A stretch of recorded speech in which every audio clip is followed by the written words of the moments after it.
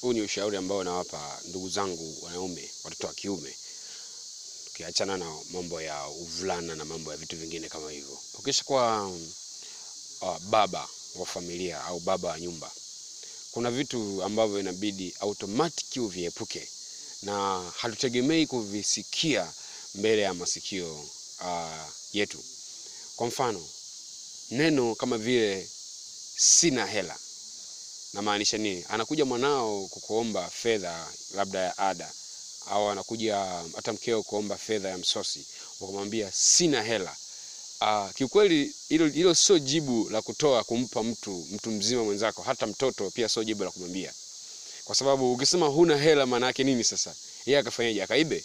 Akakabe? Wewe ni baba wa nyumba, ilibidi wewe ndio unajibu la kusema kwamba tutafanya hiki na hiki na hiki, fedha itapatikana maeneo fulani. Lakini usiseme tu sina hela, sio jibu kabisa na halina mantiki ya kumwambia mtu yoyote, mtu mzima. Kwa nini nimesema hivyo? Na inspire vijana, na inspire baba wa familia.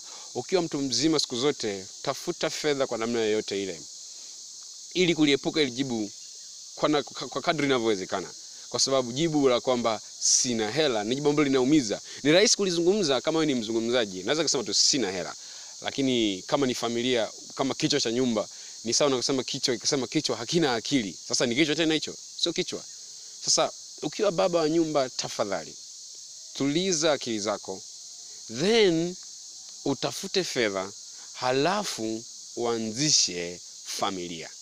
Huu ni ushauri tu. Ukiona kwamba labda mambo yamekuwa ni magumu, usianzishe kwanza familia, kuliepuka lile jibu la kwamba sina hela. Na nikwambie kitu, hakuna kazi ngumu duniani kama kulea mtoto.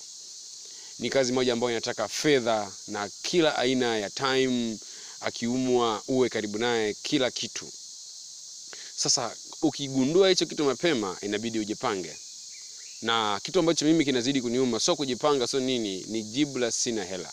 Kwa nini nimesema hivyo? Kwa sababu unafahamu huko mbele mambo ukienda kuyakurupukia huku huna fedha itakukosti. Tafadhali tumie muda ulionao sasa kutengeneza mipango mizuri na mikakati mizuri ya kutafuta fedha, ili jibu la kwamba sina hela uachane nalo. Sio jibu kabisa na halifai kusikiwa, si kwa mkeo, si kwa mwanao, si kwa ndugu zako. Kama huamini, nenda siku moja sehemu watu wana shida nyingi ambazo wamesikia ushauri wa kutosha, wanataka ushauri, wanataka fedha sasa ili wafanye hao vitu. Na wewe kawaambia jibu lile lile, sina hela. Hautaeleweka. Na kweli hautaeleweka. Tafadhali fanya kitu na ukomae kutafuta fedha.